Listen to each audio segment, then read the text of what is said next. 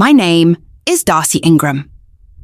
3 days before my wedding, my father called me and said 6 words that changed the way I saw my family forever. I'm not walking you down the aisle. At first, I honestly thought he was joking.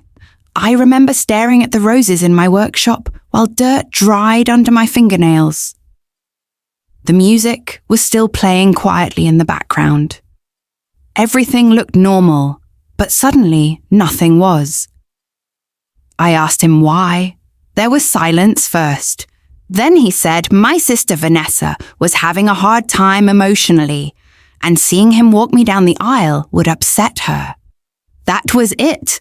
That was the reason, not illness, not an emergency. Not because he physically couldn't, because Vanessa didn't want him to. And the worst part, he agreed immediately. No argument, no hesitation, just obedience. I stood there holding my phone while the man who taught me how to ride a bike told me my wedding mattered less than my sister's feelings. 10 minutes later, my mother called. Not to apologize, to finish the job. "Walk alone," she said. "Lots of brides do it." Like she was giving me decorating advice instead of ripping something out of me. But here's the thing they didn't know yet. I already had someone else ready to walk beside me. Someone who had quietly become more of a father to me than my own dad ever was. And when those barn doors opened at my wedding, the entire room turned around, including my parents, because the man standing beside me changed everything. And what happened after the ceremony destroyed my family permanently. I grew up in Ridgewood, Connecticut. Perfect lawns, perfect mailboxes, perfect fake families. Vanessa was 3 years older than me, and in our house, Vanessa was the sun. The rest of us just orbited around her. She was beautiful, confident, loud in the way people confuse with important. Teachers loved her. Neighbors loved her. My parents worshipped her. Meanwhile, I was the quiet kid outside planting tomatoes behind the garage. When I was 14, I built a greenhouse from scrap wood. I taught myself everything online. Soil balance, humidity. I even installed irrigation pipes myself. Nobody helped me. Nobody cared. That same year, I won first place at the state science fair. Do you know what my father said when he arrived 40 minutes late? "Good job, kiddo." That was it. No hug, no photo, no celebration dinner, because Vanessa had a spelling competition that day. And apparently spelling mattered more than the thing I built with my own hands. That became the pattern of my life. Vanessa achieved something. The entire family stopped breathing. I achieved something. Polite silence. At my high school graduation dinner, my parents spent 40 straight minutes talking about Vanessa's MBA acceptance. Nobody mentioned my degree once. Not once. I sat there smiling while my father toasted my sister like I was invisible. That night, I cried in my truck outside the restaurant parking lot. Not because I hated Vanessa, because I kept wondering what was wrong with me. Why was I never enough for them? I met Marcus Delaney when I was 29. He was an engineer working on a bridge project near one of my landscaping jobs. Most men talked over me. Marcus listened. That was new for me. He noticed details. The flowers I picked, the way I organized tools, the fact I skipped lunch when stressed. Nobody had ever paid attention to me like that before. But the real surprise was his father, Frank Delaney, retired carpenter, rough hands, soft voice, the kind of man who fixed things quietly without announcing it. The first time I visited his workshop, he asked me about my greenhouse.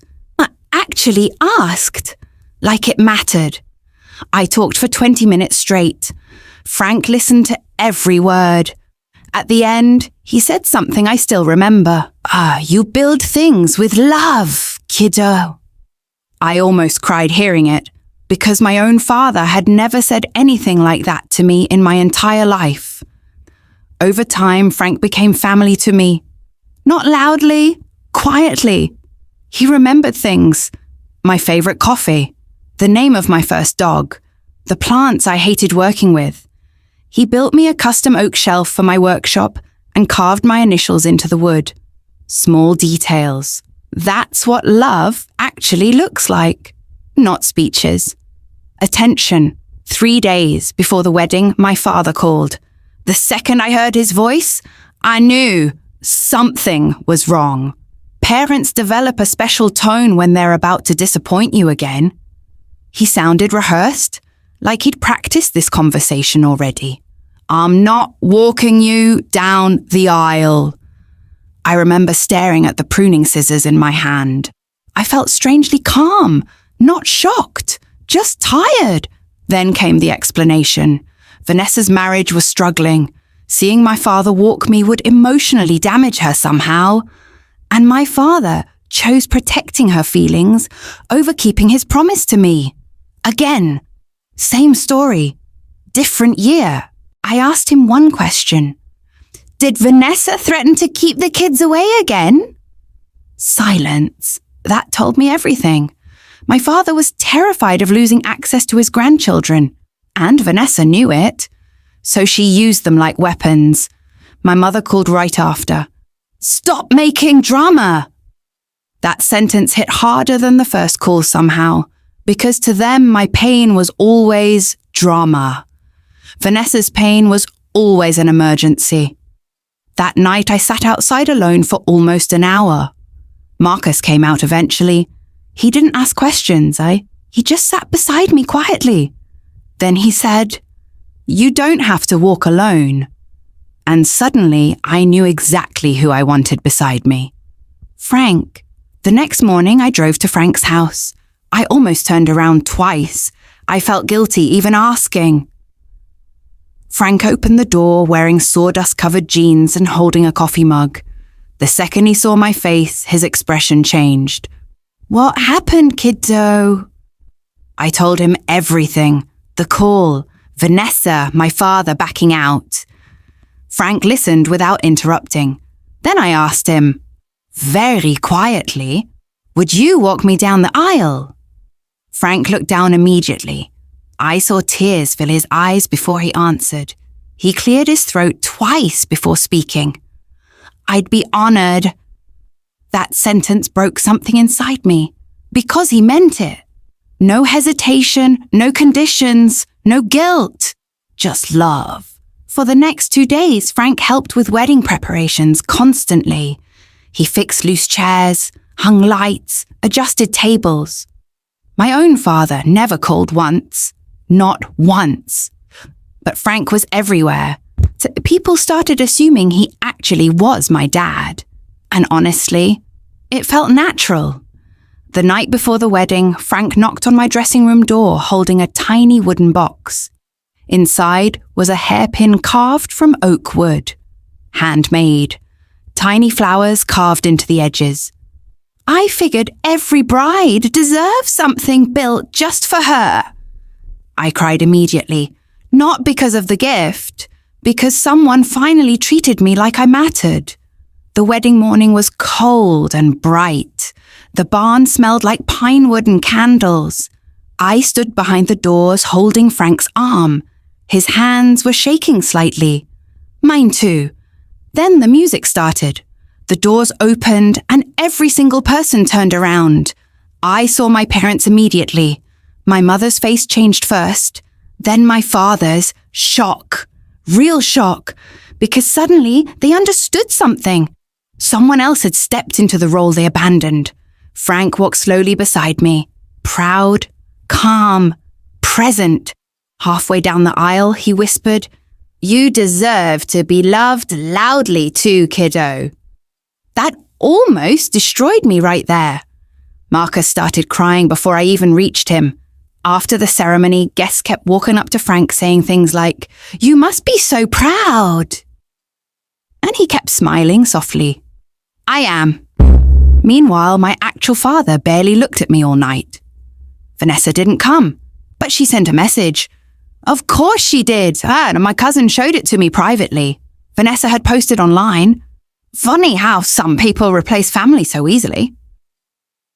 That was the moment something inside me finally hardened. Because replace family? No. Family abandoned me first. The real disaster happened at the reception. My father cornered Frank near the dessert table. I didn't hear the beginning, only the end. You crossed a line. Frank stayed calm. No, Richard, you stepped away from it. The room went silent. My father looked furious. Not guilty. Furious! Like someone stole something from him. But nobody stole anything. He gave it away himself. Then my mother joined in. Donna said Frank manipulated me emotionally. Marcus actually laughed hearing that. First time all night. Then he asked her one simple question. Where were you when Darcy built her business alone? Silence. Where were you when she paid her own tuition? Silence again. Where were you 3 days ago? Nobody answered, because there was no answer. My father suddenly started crying, actual crying, and for one dangerous second, I almost comforted him out of habit. Then I remembered the phone call, the aisle, the years, and I stayed still. That was new for me. Not rescuing people who hurt me. 2 weeks after the wedding, the truth finally came out. Vanessa's marriage wasn't struggling. It was ending because her husband found out about her affair. And suddenly, everything made sense. She wasn't emotionally devastated about my wedding. She was furious my life looked stable while hers collapsed. She couldn't stand me being happy publicly, especially not when attention was finally on someone else. My mother tried defending her. She's going through something. But for the first time in my life, I interrupted her. No, she created something. Complete silence. My father started calling more after that. At first about small things, weather, work, gardening. He was trying to rebuild the bridge slowly. But something had changed permanently. I answered politely, not warmly, because once someone abandons you publicly, you never fully forget it. One afternoon, he finally asked the question directly. Are you ever going to forgive me? I thought about it honestly. Then I said something he probably never expected. I already did. Silence. Then I continued. But forgiveness and trust are different things. He cried quietly after that. And honestly, I think that was the first time my father truly understood what he lost. 6 months later, Marcus and I hosted Thanksgiving at our house. Frank came early to help cook. Of course he did. My parents arrived awkwardly, careful, polite, like guests entering someone else's home, because that's what they had become. Vanessa didn't come. Nobody asked where she was. At one point during dinner, Frank stood up to refill drinks. My father watched him carefully the entire time. Then he suddenly said something quietly. You were there when I wasn't. Frank looked uncomfortable immediately, but my father continued. She needed someone, and I failed her. Nobody spoke. My father turned toward me. I'm sorry, Darcy. Not polished, not rehearsed, real for the first time in my life. And strangely, that mattered. Not enough to erase everything, but enough to let me breathe. After dinner, everyone moved outside near the garden lights. Marcus wrapped a blanket around my shoulders. Frank argued with the grill. My mother laughed softly at something Owen said over speakerphone. And for the first time in years, everything felt quiet. Not perfect, just honest. I looked around at the people who truly showed up for me.